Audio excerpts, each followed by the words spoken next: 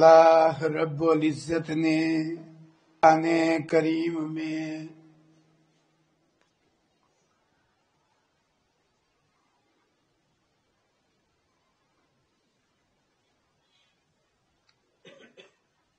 زبانی کلامی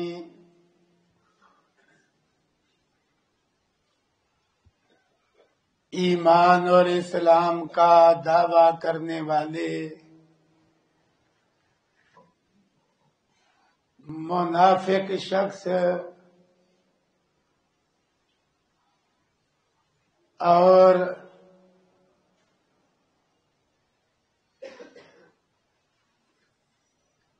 اخلاص قلب سے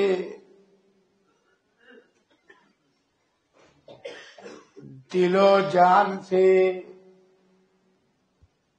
ایمان لانے والے مخلص مومن کے درمیان فرق کے لیے بہت ساری علامتیں اور نشانیاں ذکر فرمائی ہیں۔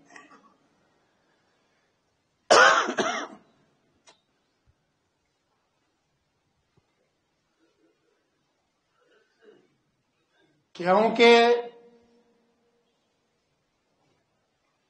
دل کا معاملہ غیبی معاملہ ہے۔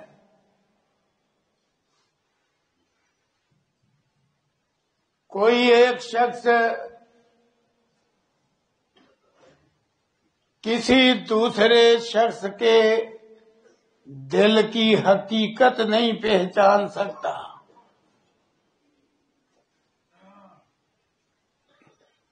لیکن قرآن و سنت میں بہت ساری ایسی نشانیاں، علامتیں، بہت سارے ایسے ظاہری امور بیان کیے گئے ہیں جن سے بہت حد تک اندازہ کیا جا سکتا ہے کہ بندے کے دل کی کیفیت کیا ہے۔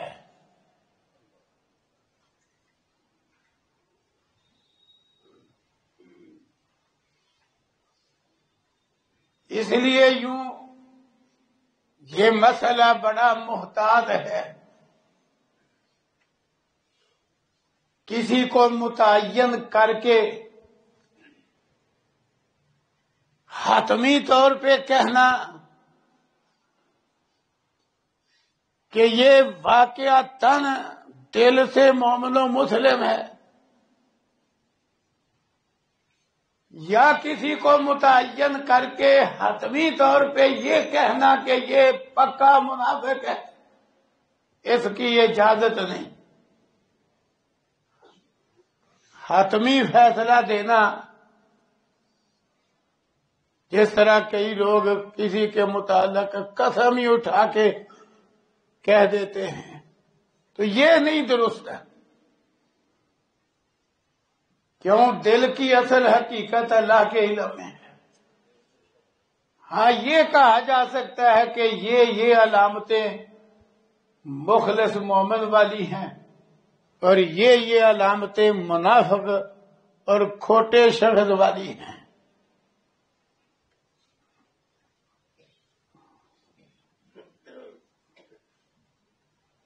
تو اللہ رب العزت نے قرآن کریم میں بہت ساری ایسی علامتیں بیان کر دیں کہ کم از کم انسان ان پہ غور کر کے اپنا اندازہ کر سکتا ہے کہ میں کہاں کھڑا ہوں، اور سب سے زیادہ فکر بھی انسان کو اپنی چاہیے۔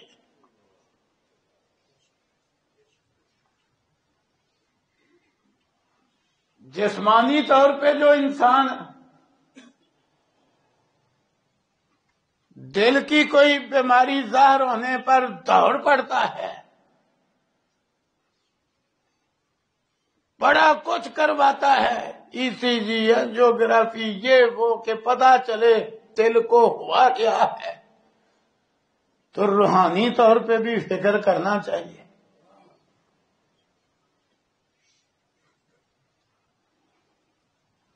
صحابہ کرام رضی اللہ عنہم جو ایمان میں اتنے اونچے معیار پر تھے کہ ان کے دل سے مومن ہونے کی گواہی اللہ کے قرآن نے دے دی، لیکن وہ پھر اپنے بارے فکر مند ہو جاتے تھے۔ تو بہرحال بہت ساری علامتیں کھرے اور کھوٹے کے درمیان فرق کے لیے اللہ تعالیٰ نے قرآن کریم میں بیان کی ہیں۔ ان میں سے ایک علامت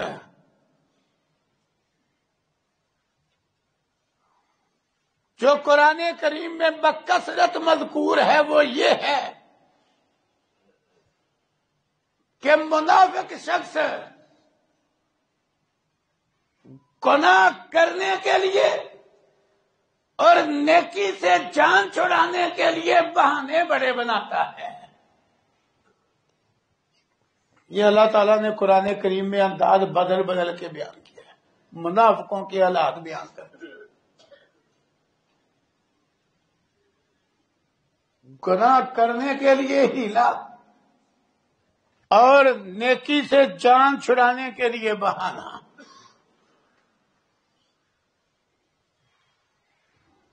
یہ اللہ نے منافق کا کردار بیان کیا ہے۔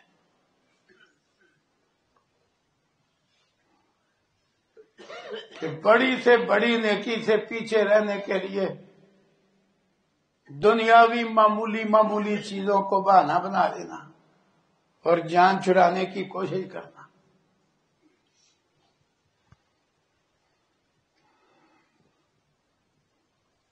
اور اس کے مقابلے میں مخلص مومن کا کردار اللہ تعالیٰ نے قرآن کریم میں یہ بیان کیا ہے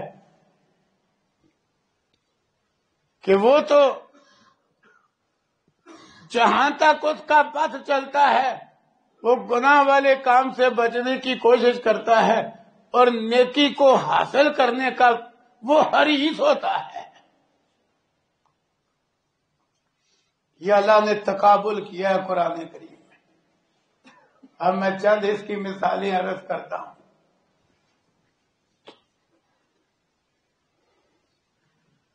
سورہ توبہ میں اللہ تعالیٰ نے غزوہ تبوک کے حوالے سے مفصل تبصرہ فرمایا ہے، اور سورہ توبہ وہ سورت ہے جس ایک سورت میں تقریباً 77 علامتیں منافقوں کی بیان کی گئی ہیں۔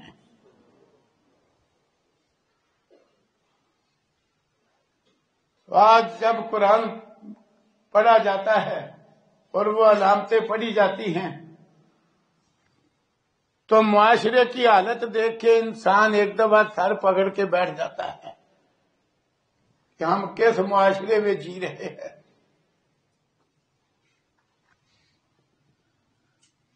تو ایک علامت اللہ تعالیٰ نے یہ بیان کی، جب غزوہ تبوک وہ غزوہ جس میں رسول اللہ صلی اللہ علیہ وسلم نے ہر کسی کو نکلنے کا حکم دیا کہ کوئی پیچھے نہ رہے سوائے معذور کے،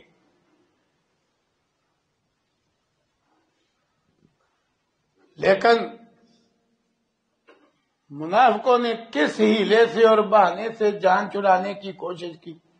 جو عظیم الشان عمل تھا جہاد والا اور ہر ایک کو نکلنے کا حکم تھا، اللہ تعالیٰ نے وہ سورہ توبہ میں بیان کیا ہے کہ کس طرح انہوں نے چھوٹے چھوٹے بہانے بنائے۔ ایک بہانہ بیان کیا، اللہ فرماتے ہیں منافق یوں دلی طور پہ بڑے خوش ہوئے کہ ہم پیچھے رہ گئے ہیں مدینے میں، ہم غزوہ تبوک پہ نہیں گئے، لیکن اوپر سے بہانہ کیا کیا؟ اللہ فرماتے ہیں وَقَالُوا لَا تَنْفِرُوا فِي الْحَرِّ، کہا کرنا چاہیے جہاد، اچھا کام ہے جہاد کرنا، جو اسلام کے دشمن ہے کافر ان سے لڑنا چاہیے، لیکن اتنی گرمی میں جہاد کرنے کی کیا ضرورت ہے؟ موسم بڑا سخت تھا جب تبوک میں نکلنے کا حکم ہوا، بڑی گرمی تھی۔ کہتے لا تنفروا فی الحر، گرمی میں جانے کی کیا ضرورت ہے؟ کرنا چاہیے جہاد، لیکن بندہ موسم تو دیکھ لے۔ اب دیکھو یہ اللہ نے ان کا کردار بیان کیا کہ انہوں نے گرمی کو بہانہ بنایا۔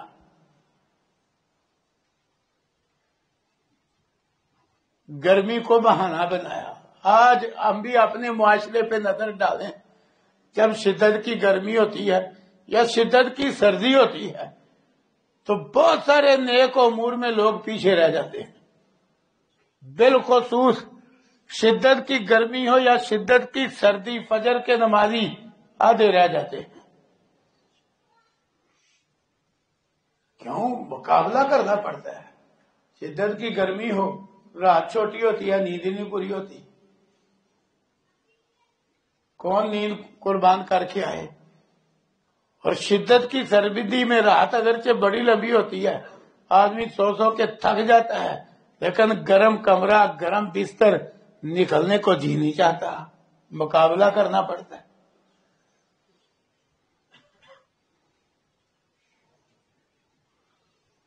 مقابلہ کرنا پڑتا ہے۔ تو اللہ تعالیٰ نے تو منافقوں کا کردار بیان کیا کہ جنہوں نے موسم کو بہانہ بنایا کہ جی گرمی بڑی ہے، گرمی میں نہیں جانا چاہیے، جہاد کرنا چاہیے پر گرمی میں نہیں۔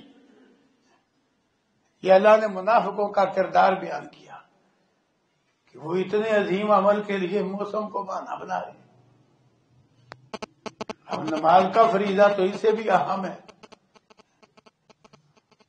تو گرمی کی وجہ سے آدمی نماز گھر پڑھ لے یا پڑھے ہی نہ، سستی کرے، تو یہ وہ سوچے کہ پھر وہ کہاں کھڑا ہے، قرآن بیان کر رہا ہے۔ اسی طرح شدت کی سردی میں، کیوں؟ جہنم کے اندر عذاب دونوں طرح کے ہیں، گرمی کا بھی ہے اور سردی کا بھی ہے۔ شدت کی گرمی کا عذاب بھی ہے اور شدت کی سردی کا عذاب بھی ہے، اور دونوں عذابوں سے ڈرانے کے لیے یہ دنیا میں گرمی بھی پڑتی ہے اور سردی بھی پڑتی ہے۔ یہ حقیقت ہے۔ رسول اللہ صلی اللہ علیہ وسلم نے فرمایا تھا کہ یہ جو انتہا درجے کی گرمی ہے، یہ جہنم کے گرم سانس کا اثر ہے، اور انتہا درجے کی سردی وہ جہنم میں زمہریر بھی ہے، شدت کی سردی کا عذاب وہ ٹھنڈا سانس ہے، اس کا اثر ہے۔ وہ اللہ ڈراتا ہے جہنم کی گرمی اور سردی سے، دنیا میں گرمی ڈال کے اور سردی بیچ کے۔ تو منافق کا کردار بیان کیا کہ وہ موسم کی سختی میں نیکی سے پیچھے ہٹ جاتا ہے۔ اب اللہ نے ان کی مذمت کرتے ہوئے بات کیا فرمائی؟ انہوں نے کہا نا نہیں کرنا چاہیے جہاد، پر اتنی گرمی میں جانے کی کیا ضرورت ہے؟ اللہ نے فرمایا کل، اے پیغمبر صلی اللہ علیہ وسلم ان سے کہو نہر جہنم اشد حرا، جہنم کی آگ بڑی گرم ہے، وہاں کیا کریں گے؟ اگر اس سے بچنا ہے تو دنیا میں گرمی برداشت کرو اور کرو نیکی۔ کل نار جہنم اشد حرا، ان سے کہو جہنم کی آگ بڑی سخت گرم ہے۔ صاحب فرمایا کاش کہ یہ سمجھتے ہیں۔ دنیا کی گرمی، اللہ اکبر، وہ اگر سورج کی ہو تو تب سورج بہت زیادہ فاصلے پہ ہے، اور محشر کے میدان میں جہنم سے پہلے جو گرمی ہوگی ایک، وہ سورج میل کے فاصلے پہ رہ جائے گا۔ اور بیان کرنے والا راوی کہتا ہے وہ مجھے نہیں پتا، کیوں عربی زبان بڑی جامع ہے، میل کے دو مطلب ہے عربی میں۔ وہ کہتے ہیں مجھے نہیں اب پتا کہ رسول اللہ صلی اللہ علیہ وسلم نے سڑکوں والا میل مراد لیا ہے کہ آنکھ میں جس چھوٹی سی لکڑی کے وہ ٹکڑے سے سرما ڈالا جاتا ہے نا، اس کو بھی عربی میں میل کہتے ہیں، کہ رسول اللہ صلی اللہ علیہ وسلم نے سڑک کا میل مراد لیا ہے کہ یہ سرمچو مراد لیا، یہ مجھے نہیں پتا۔ تو معاملے دونوں ہی خطرناک ہیں، وہ سڑکوں والا میل بھی ہو تو اب تو کتنے میلوں پر ہے سورج، تو ایک میل کے فاصلے پہ رہ جائے گا تو کیا بنے گا، کیا گرمی ہوگی۔ اور اگر وہ سرمجو والا میر ہو تو پھر تو سورج ایسے ہوگا، کیا بنے گا وہاں؟ دنیا کی گرمی سے ڈر رہا ہے، اس گرمی کی فکر ہی نہیں، دنیا کی سردی سے ڈر رہا ہے اور اس سردی کی فکر ہی نہیں۔ تو اللہ تعالیٰ نے جہاں منافقوں کی علامت بیان کی وہاں ساتھ علاج کیا، کہا ان سے کہو یہ گرمی کی وجہ سے پیچھے رہ رہے ہیں، ان سے کہو جہنم کی آگ بڑی گرم ہے، کاش کہ یہ سمجھتے، کاش کہ یہ سمجھتے۔ تو بہرحال آج ہم اپنے معاشرے پہ نظر ڈالیں تو کتنے سارے نیکی کے اعمال موسم کی مناسبت سے لوگ کام کر دیتے ہیں۔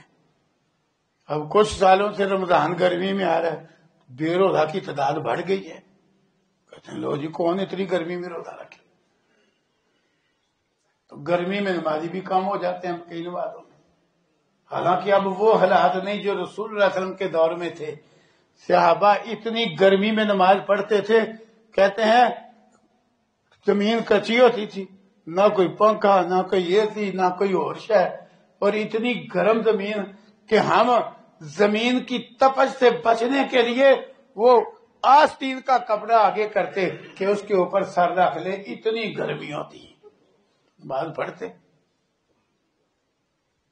اب تو مسجدوں میں سہولتیں ہی بڑی ہیں، اس کے باوجود نہیں لوگ گرمی میں نماز پڑھتے۔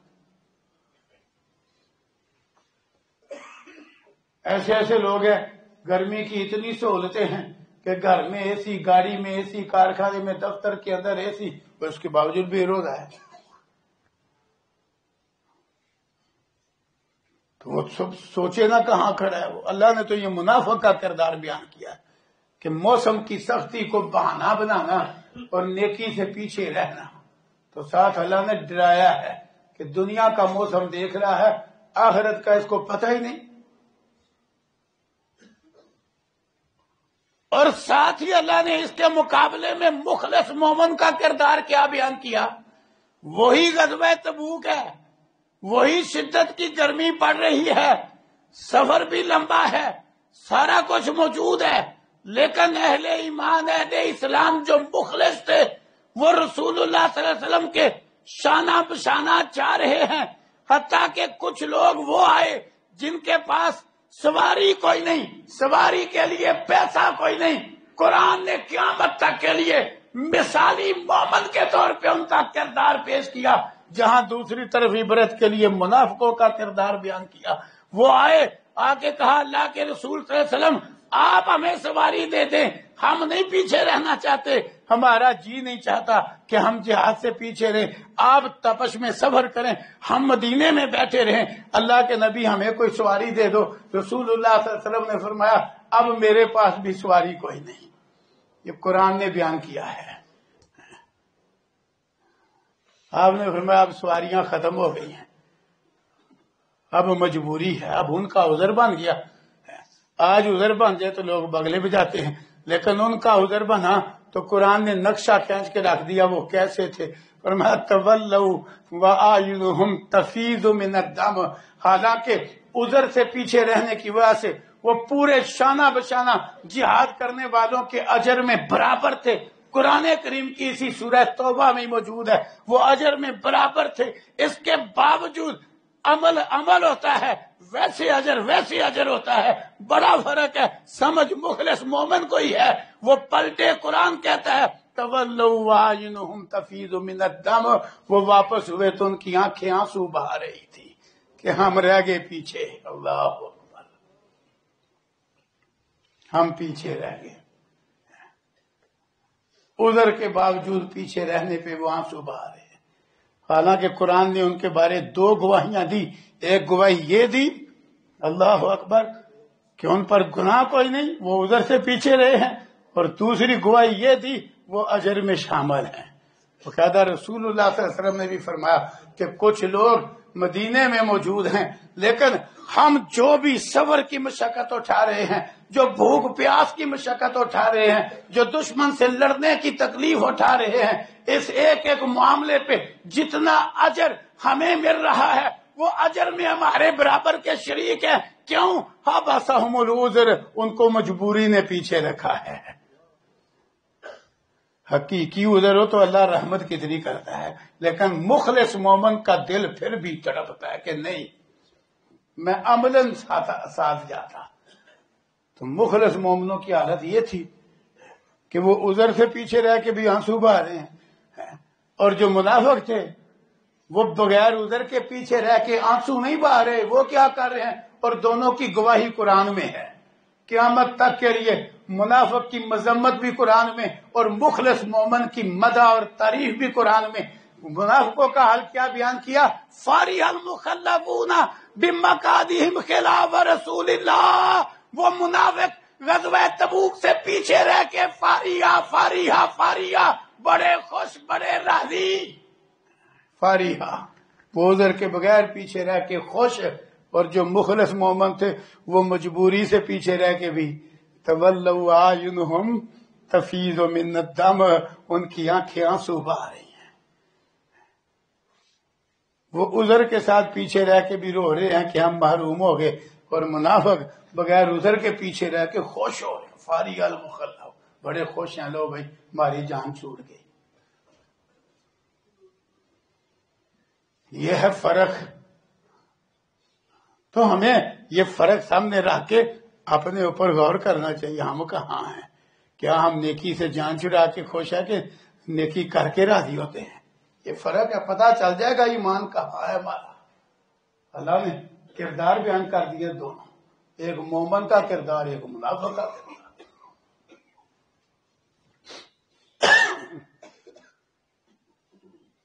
یہ دو کردار ہیں۔ اسی طرح اللہ تعالیٰ نے ان کا ایک اور بہانہ بیان کیا۔ آج یہ سارے بہانے ہمارے معاشرے میں موجود ہیں۔ بڑی بڑی اہم نیکیاں موسم کی سختی کی بنا پہ لوگ چھوڑے دیتے ہیں، یوں باقی سارے کام کرتے جاتے ہیں۔ جتنی مرضی دھند ہو، جب دفتر کا، کارخانے کا، سکول کا، کالج کا ٹائم ہوتا ہے، گاڑی سے گاڑی سڑک پہ جڑی ہوتی ہے، لیکن اسی دھند کی وجہ سے فجر کے وقت سڑکیں ویران ہیں۔ یہ فرق ہے، اس سے پتا چلتا ہے مخلص کون ہے اور جھوٹا دعوے دار کون ہے۔ وہی دھند ہے، وہی سارا کچھ ہے۔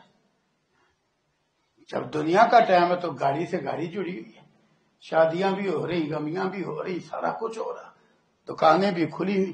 وہ دو دی جتنی مرضی دھند ہو، وہ تہجد کے ٹائم سے گاؤں سے دودھ کی ڈرمیاں بھر کے چلتا ہے، اور فجر کے وقت نمازی مسجدوں کو جا رہے ہوتے ہیں، وہ دکانوں کے آگے ڈرمیاں اتار رہا ہوتا ہے، اس کو تو دھند نے نہیں روکا۔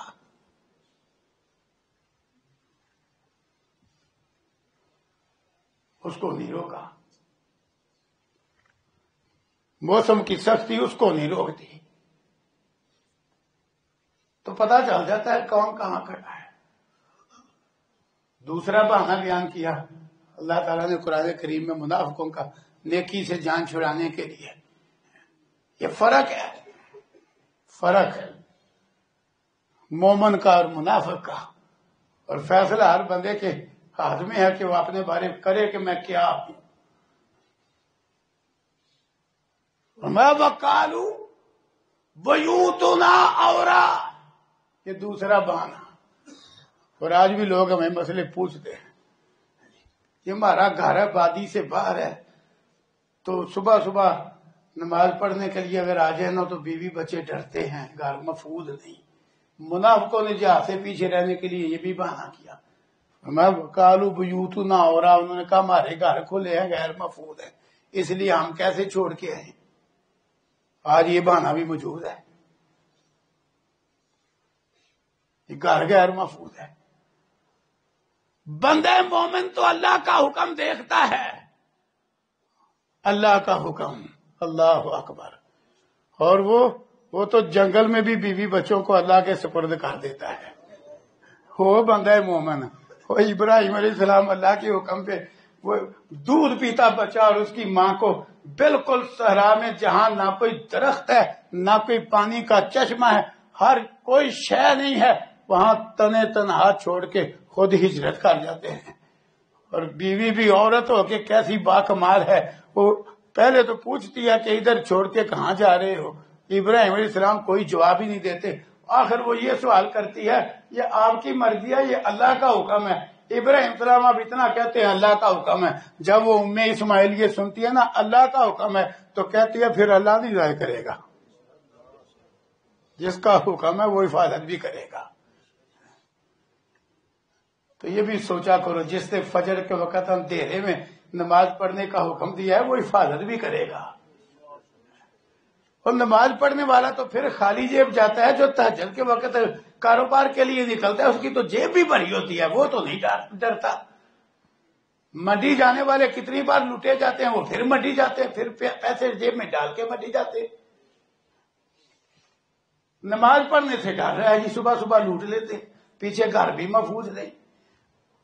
وہ حفاظت اللہ کرتا ہے. کاش ہمیں یہ نقطہ سمجھ میں آ جائے. ہاں انتظام اتنا کرو جتنا شرعی حدود کے اندر ہے حفاظت کا. اصل بھروسہ اللہ پہ کرو. تو اللہ نے منافقوں کا دوسرا معنی بیان کیا نیکی سے جان چھڑانے کے لیے جی گھر محفوظ نہیں. اور آج بھی یہ بہانے پڑے چلتے ہیں کہ گھر میں کوئی نہیں تھا گھر محفوظ نہیں تھا. تو اللہ نے یہ منافقوں کا کردار بیان کیا. بھائی تو نہ ہو رہا. اب مسلمان بھی مومن بھی تو جاتے تھے جہاد. پیچھے بیویاں چھوڑ کے بچے چھوڑ کے وہ جاتے تھے. وہ اللہ پہ توکل کر کے جاتے تھے. اللہ پہ بھروسہ کر کے جاتے تھے کہ حفاظت کرنے والا اللہ. لیکن منافق اس کو بہانہ بنا لیتے جی گھر محفوظ نہیں. وہ یوں تو نہ ہو رہا ہمارے گھر غیر محفوظ ہیں. اللہ اکبر. نیکی سے جان چھڑانے کا بہانہ. کاروبار کے لیے کوئی بھی نہیں سوچتا. سارا دن لوگ جو ہے نا باہر رہتے ہیں کوئی پرواہ نہیں پیچھے گھر محفوظ ہے کہ نہیں محفوظ. بلکہ دوسرے ملک 10 سال دوسرے ملک جا بیٹھتے ہیں. ایسے گھر پیچھے اکیلی بیوی ہے یا چھوٹے چھوٹے بچے ہیں وہ چھوڑ کے خود دوسرے ملک جا کے بیٹھا ہوا ہے. وہاں نہیں سوچتا پیچھے گھر غیر محفوظ ہے. فجر کی نماز پڑھنے کے لیے گھر غیر محفوظ ہے. کمال ہے. اس سے پتہ نہیں چل جاتا اس کے دل کے اندر کیا ہے نظر آئے یا نہ آئے. کہ دنیا کے لیے بہانہ نہیں. لوگ شادی بیاہ میں شرکت کے لیے سارا گھر خالی کر کے تالا لگا کے چلے جاتے ہیں. یہ دین کے لیے سارے بہانے ہیں. اللہ نے فرمایا یہ بھی منافق کا کردار ہے گھر کو بہانہ بنانا. بیوت نہ ہو رہا. اللہ نے قرآن میں کسر کوئی نہیں چھوڑی حقیقت سمجھانے کے لیے. آگے آنکھیں اپنی بند ہو تو پھر اللہ کی کتاب کا کوئی قصور نہیں. آنکھیں اپنی بند ہیں. اللہ نے حقیقت کھول کے بیان کر دی ہے. اور رسول اللہ صلی اللہ علیہ وسلم نے بھی بیان کیا. یہ جو بہانے ہیں آپ نے فرمایا منافق کے اوپر 2 نمازیں سب سے بھاری ہیں. فجر کی نماز اور عشاء کی نماز ہے. منافق پہ بھاری ہیں. ٹھنڈے دل سے سوچئے جو فجر سے پیچھے رہتا ہے وہ کیا ہے. خود اپنے بارے وہ غور کرے. اور اس پہ فجر کی نماز بھاری ہے. وہ جتنا مرضی اپنے آپ کو سمجھے میں اہل حدیث ہوں میں اہل سنت ہوں. خطرہ ہے کہ وہ نہ اہل حدیث ہے نہ اہل سنت ہے. وہ تو منافق ہے. رسول اللہ صلی اللہ علیہ وسلم فرما رہے ہیں منافق پہ بھاری ہے فجر کی نماز اور عشاء کی نماز. ساری نمازوں سے. تو آج کتنے ہی لوگ ہیں 4 جماعت سے پڑھتے ہیں. فجر یا پڑھتے ہیں یا پڑھتے ہیں تو جماعت گزار کے پڑھتے ہیں. اور بہانے عجیب عجیب. تو اللہ تعالیٰ نے قرآن کریم میں دونوں کردار بیان کر دیے ہیں کہ ایمان اور اسلام کے دعوے میں کھرا کون ہے اور کھوٹا کون ہے. دوسرے کا پتہ چلے نہ چلے اپنا ہمیں ضرور پتہ کرنا چاہیے ان علامتوں کے ذریعے. اپنا ضرور پتہ کرنا چاہیے.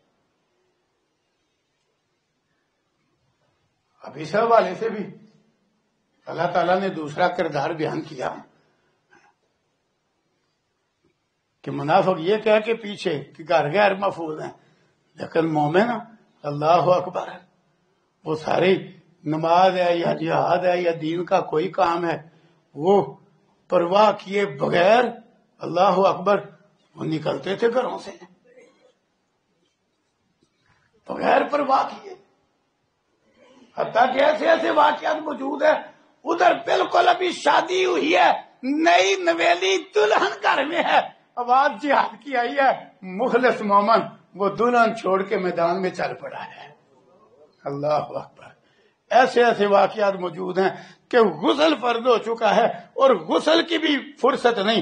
اس نے اسی حالت میں تلوار پکڑ لیا, خود پہن لیا سر پہ اور زرہ چڑھا لیا اور میدان میں جا کودا ہے کہ آواز اللہ کے پیغمبر صلی اللہ علیہ وسلم کی طرف سے ہے. حتیٰ کہ بیوی بتلاتی ہے کہ میرے شوہر پہ تو غسل بھی فرض تھا اور شہادت پا گیا ہے. آپ نے فرمایا کوئی پریشانی نہیں, حنظلہ کو فرشتے غسل دے رہے ہیں. اللہ اکبر. پھر مرتبے بھی اونچے ملے مخلصوں کو, اور منافقوں کی مذمت قیامت تک کے لیے ثابت ہو. وہ بھی انسان ہے, یہ گھر اٹھائے بیٹھتے سر پہ, اس نے پرواہ نہیں کی. کتنے واقعات ہیں بالکل نئی نئی شادی والے, گھر صرف بیوی ہے, وہ چھوڑ کے گئے ہوئے ہیں رسول اللہ صلی اللہ علیہ وسلم کے ساتھ. نماز کے لیے تو صرف آدھا گھنٹہ لگتا ہے, جہاد کے لیے تو وقت بھی لمبا لگتا تھا. لیکن یہ دو کردار ہیں. اللہ اکبر. نیکی سے جان چھڑانے کے لیے بہانا یہ منافق کا کردار ہے. مومن تو جان کی پرواہ نہیں کرتا, اور کسی چیز کی کیا پرواہ کرے گا,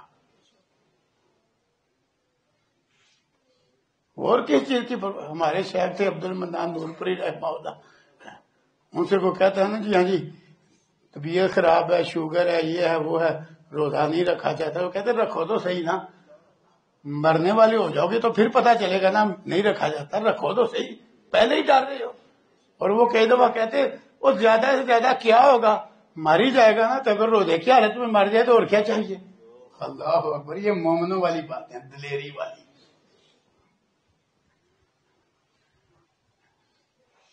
جان چھڑانے والا انداز منافق کا کردار ہے ہر نیکی سے. اسی طرح تیسرا بہانہ اللہ نے قرآن میں منافقوں کا بیان کیا. اس طرح آج بڑے لوگ ہیں, بس فکر ہی کیا ہے, سوٹ کی, بوٹ کی, گھر کی, کاروبار کی, 24 گھنٹے وہ چکری چڑے ہوئے ہیں صرف ان کاموں کے لیے. نماز کا پتہ ہی نہیں, جمعے کا پتہ ہی نہیں, قرآن کریم پڑھتے ہیں پتہ ہی نہیں. بس جناب چکری چڑھے ہوئے ہیں, سوٹ بوٹ, کھانا پینا, گھر, سواری, بس ہر وقت کبھی سواری دھو رہا ہے, کبھی اس کو چمکا رہا ہے, کبھی جناب اچھی بلی سواری ہے, مزہ بدلنے کے لیے وہ چھوڑ کے نہیں خرید رہا ہے. یہی حال سوٹ کا ہے, 2-4 دفعہ پہنا ہے, پھر نئے کی فکر کر رہے نہیں. اب اس رواج کی سلائی آ گئی ہے اور اس رواج کا سوٹ آ گیا, یہ پرانا ہو گیا ہے. اچھے بھلے بوٹ ہیں, بازار میں دیکھو کتنے ایسا سامان بکتا ہے جو استعمال شدہ بالکل نیا لگتا ہے. ویسے ہی لوگ ہیں. اچھا بھلا کھانا گھر میں پکا اس کو چھوڑ کے وہ لقمہ نہیں گزرتا, پیسے خرچ کر کے ہوٹل سے کھانا کھا رہا ہے. وہ گھر والا پسندی نہیں ہے. کیوں؟ اس کا نقطۂ نظر ہی ہے, اس کا نصب العین ہی ہے, سوٹ بوٹ, اچھا کھانا, زبان کا چسکا, سواری, گھر, بس. اللہ نے یہ بھی بہانہ منافقوں کا بیان کیا. آج بڑے لوگ ہیں, بس یار کاروباری مصروفیت بڑی ہے, کوئی جی ترجمہ پڑھ لیا کرو, بس میں کاروبار میں ہوتا ہوں, میرے پاس ٹائم ہی نہیں ہے. نماز پڑھ لیا کرو, بس جی دکان سے نکلا ہی نہیں جاتا. جب ملک الموت آئے گا پھر بھی کہنا میں دکان کا ٹائم ہے, پتا چل جائے گا تیرا, پھر تیرے بغیر دکان چلے گی کہ نہیں چلے گی. بس جی ہم نے مال ڈنگر رکھے ہوئے ہیں, ان کے لیے تو رہنا پڑتا ہے سر پہ. جب تیری آنکھیں بند ہوگی پھر مال ڈنگر تیرے کون سنبھالے گا. نماز کی باری مال ڈنگر, کتنے کام والے ہیں, باغبانی, کھیتی باڑی, مال ڈنگر اور کئی کاروبار. فرصت ہی نہیں, نماز روزے کے لیے فرصت نہیں, جمعہ جماعت کے لیے فرصت نہیں. اللہ نے یہ بہانہ بھی منافقوں کا بیان کیا. قرآن پڑھیے, اللہ نے کسر نہیں چھوڑی. اور تقابل دونوں کردار سامنے رکھے. منافقوں کا کردار بیان کیا، شغلتنا اموالنا، شغلتنا اموالنا، اور یہ واقعہ جہاد کا بھی نہیں، یہ واقعہ عمرے کا ہے۔ جب رسول اللہ صلی اللہ علیہ وسلم عمرے کے لیے گئے نا، جب حدیبیہ کا معاہدہ ہوا، جب 1400 کے قریب صحابہ آپ کے ساتھ تھے، اب جو اہل ایمان تھے ان کی تو خواہش تھی اللہ کے نبی حضرت عمرے پہ جا رہے، ہم بھی ساتھ جائیں، آپ کی ماہیت میں عمرہ کریں۔ منافقوں کو کہا گیا تو وہ کہنے لگے بس مصروفیت بڑی ہے، یہی بال ڈنگر سنبھالنے والا کوئی نہیں، زمین کی دیکھ بھال کرنے والا کوئی نہیں، شغلتنا اموالنا، اور یہ کیا بہانہ، کیوں دنیا کے لیے لوگ سارا کچھ چھوڑتے ہیں، شادی آ جائے تو 8-8 دن کارخانے کا منہ نہیں دیکھتا، یہ بڑے لوگ ہیں، لاہو مثالیں، کارخانہ ہفتہ طالب علم چھٹی کر جاتا ہے، شادی ہے جی، میں تو کئی دفعہ کہتا ہوں پڑھو، پوچھو فجر پڑھی یا فجر جماعت سے پڑھی نہیں، تو شادی کی باری ہے تو دعوت قبول کرنا حق ہے، وہ بلاتے ہیں، کمال ہو گئی ہے، اللہ نہیں بلاتا، الصلاۃ خیر من النوم، اللہ کی طرف سے دائی نہیں بلاتا، یا الصلاۃ، وہ بلاتے ہیں، وہ دعوت انہیں سر پہ اٹھائی ہے، پیسے خرچ کر کے، ہر کاروباری چھٹی کر کے شادی کھاتا ہے، 3 دن لوگ کاروبار بند کرتے ہیں، ملازمت سے چھٹی لی جاتی ہے، کارخانے مزدور نہیں آتا، جی شادی ہے،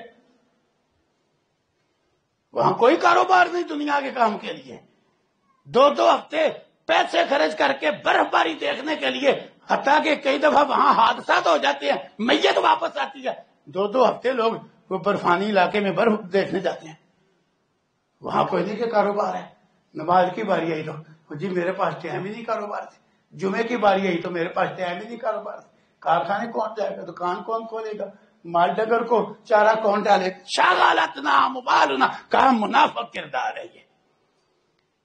اس کے مقابلے میں مومن کا کردار کیا ہے؟ قرآن کہتا ہے رجال ہیں، مسجدوں کی زینت، وہ عظیم لوگ، رجال باکمال لوگ، بڑے لوگ، قرآن کہہ رہے رجال بڑے لوگ، وہ کون بڑے لوگ؟ لا تلہیہم تجارہ ولا بیع، جنہیں دنیا کا کوئی کاروبار، کوئی تجارت، کوئی خرید و فروخت اللہ کے ذکر سے، نماز قائم کرنے سے اور زکوٰۃ دینے سے نہیں روکتی۔ یہ مومن کردار ہے، رجال لا تلہیہم تجارہ، اور وہ تب بہانا ہے جب دنیا کی باری آتی ہے، سارے کام ہو جائے، اسی لیے اللہ نے نا منافقوں نے بھی بہانا کیا تھا، وہ جی مال ڈنگر، کھیتی باڑی، باغ سنبھالنے والا کوئی نہیں تھا، اس لیے ہم نہیں آپ کے ساتھ گئے، تو اندر بھلا کیا تھا؟ جب آپس میں بیٹھتے نا منافق، اندر بھلا کیا کہتے؟ مکے جا رہے ہیں عمرہ کرنے، مکے والوں سے دشمنی ہے، مکے جا رہے ہیں عمرہ کرنے، ہمیں کہتے ہیں ساتھ جاؤ، ان کو انہوں نے کچا چبا جانا ہے، مکے والوں نے، انہوں نے نہ نبی نے واپس آنا ہے، نہ اس کے ساتھیوں نے واپس آنا ہے صلی اللہ علیہ وسلم۔ اندر یہ تھا، ڈرتے تھے، بزدل ہوتا ہے منافق، اندر یہ تھا، تو اللہ نے سورہ فاتح میں حقیقت کھول کے رکھ دی، کہا ایک طرف انہوں نے یہ جھوٹ بولا، جھوٹا بہانہ کیا کہ مال ڈنگر کی مصروفیت، اس لیے ہم نہیں گئے پیغمبر کے ساتھ عمرے، کہا یہ تم نے اوپر سے بہانہ کیا ہے، اور اندر کیا تھا؟ ہمیں تمہاری باتوں کا پتہ ہے جو تم سر جوڑ کے راتوں کو کرتے تھے کہ یہ پیغمبر اور اس کے ایماندار ساتھی واپس آئیں گے ہی نہیں، مکے والوں نے ان کو کچا کھا جانا ہے۔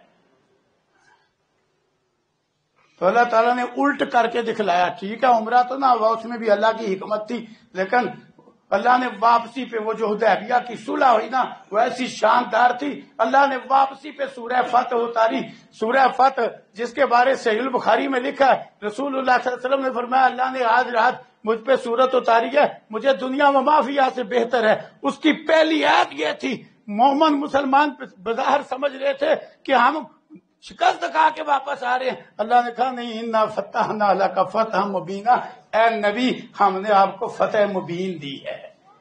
کیوں فتح مبین کہا؟ آج سے پہلے کافر مسلمانوں کی حیثیت ہی نہیں مانتے تھے، جب مقابلے میں معاہدہ ہوا حیثیت تسلیم ہو گئی، حیثیت تسلیم ہو گئی تو معاہدہ ہوا نا، معاہدہ اس سے ہوتا ہے جس کی حیثیت ہو، جس کی حیثیت ہی نہ ہو اسے معاہدہ کہاں ہوتا ہے؟ حیثیت تسلیم ہو گئی۔ دوسرا وہ با کردار مومن تھے، پورے مکی دور میں 13 سالہ مکی دور ہے، اس پورے 13 سالہ مکی دور میں اتنے لوگ مسلمان نہیں ہوئے، اور حدیبیہ کے معاہدے سے پہلے بھی اتنے لوگ مسلمان نہیں ہوئے جتنے حدیبیہ کے معاہدے کے 2 سال بعد، کیوں وہ ٹکراؤ کام ہو گیا نا، صلح جو ہو گئی، انہوں نے دیکھا یہ ہے مومن، مومن چوری نہیں کرتا، جھوٹ نہیں بولتا، خیانت نہیں کرتا، بدعہدی نہیں کرتا، غداری نہیں کرتا، بدکاری نہیں کرتا، برائی نہیں کرتا، یہ ہے ایمان۔ 2 سال کے اندر 10,000 کافر مسلمان ہو گیا۔ انا فتحنا لک فتحا مبینا۔ تو بہرحال اللہ نے اس صورت میں یہ 2 کردار بیان کیے۔ کہا منافقوں نے یہ کیا، دل میں یہ تھا کہ انہوں نے واپس ہی نہیں آنا، اور اوپر سے کیا کہ مال ڈنگر کاروبار، وقت ہی نہیں، فرصت ہی نہیں۔ تو آج یہ بہانہ ہے کہ نہیں ہے جو اللہ نے منافقوں کا بیان کیا، جو منافقوں کا اللہ نے بیان کیا، یہ مال ڈنگر فرصت ہی نہیں، جمعے کے لیے فرصت ہی نہیں، نماز کے لیے، کوئی پاس دکان سے نکل ہی نہیں جاتا۔ اور میں نے تو کئی دفعہ مشاہدہ کیا کہ ایک جگہ ایک دوست دوسرے دوست کو نماز کی دعوت دے رہا ہوتا ہے نا، کیا ہو بھائی نماز پڑھنے، تو وہ کہہ رہا ہوتا ہے ٹائم ہی نہیں، نکل ہی نہیں جاتا، بس میری مجبوری ہے، بڑی سخت میری جاب ہے، یہ ڈیوٹی ہے، یہ نکل ہی نہیں جاتا۔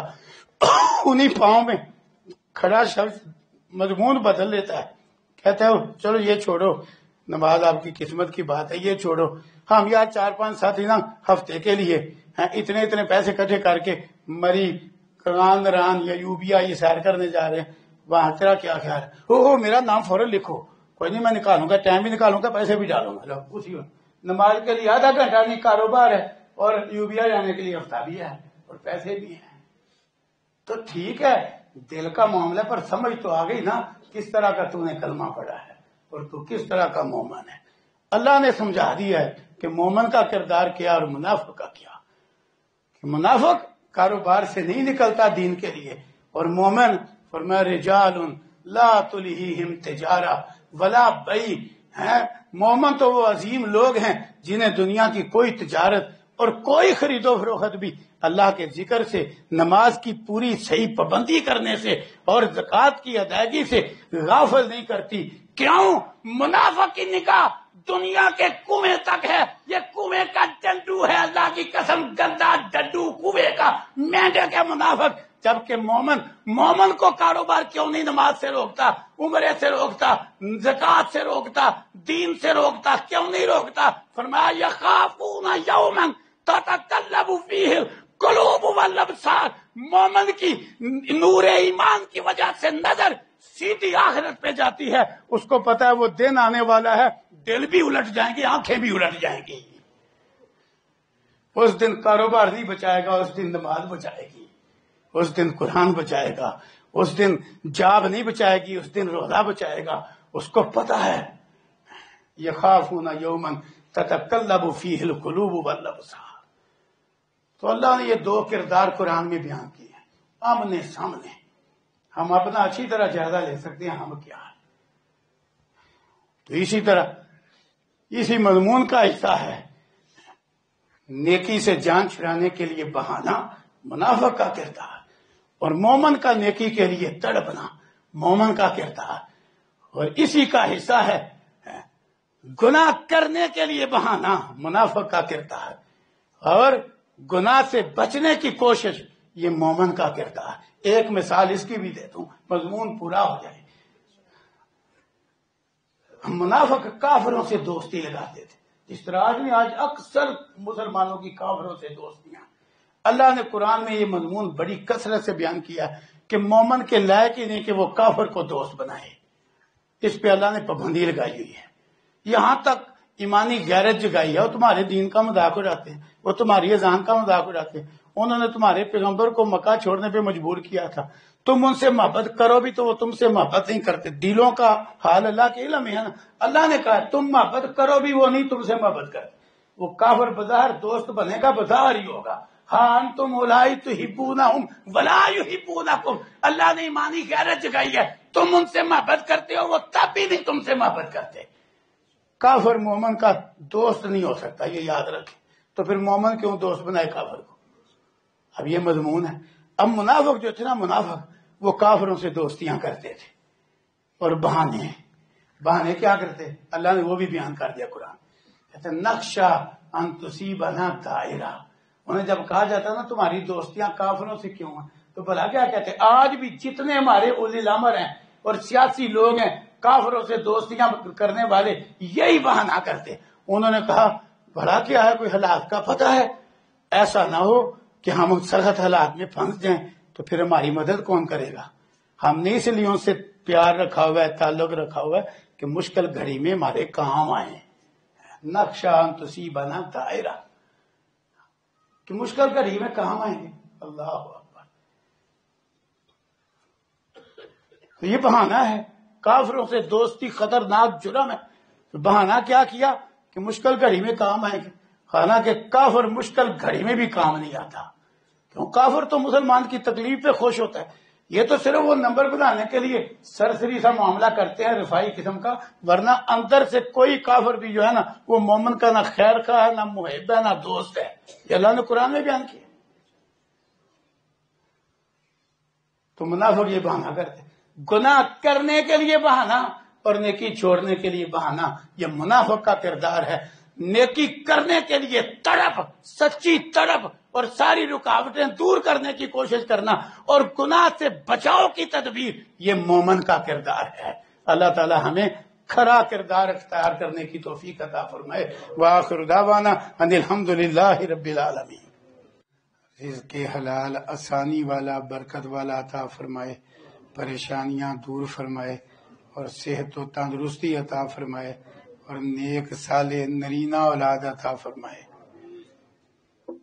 کسی لیے سب کے نمازی ہیں بھائی طارق صاحب آئے ہوئے ہیں آج، ان کی اہلیہ ہسپتال میں زیر علاج ہیں. اللہ تعالیٰ سے مخلصانہ دعا ہے کہ اللہ تعالیٰ انہیں شفا کامل و عاجل عطا فرمائے. اللہ ایسی شفا دے کہ بیماری کا نشان بھی باقی نہ رہے. یہ اس طرح کی دعا رسول اللہ صلی اللہ علیہ وسلم کیا کرتے تھے، شفا اللہ یغادر السقامہ، یا اللہ کے ایسی شفا دے جو بیماری کو چھوڑے ہی نہ، بیماری رہے ہی نہ. اور اللہ قادر ہے.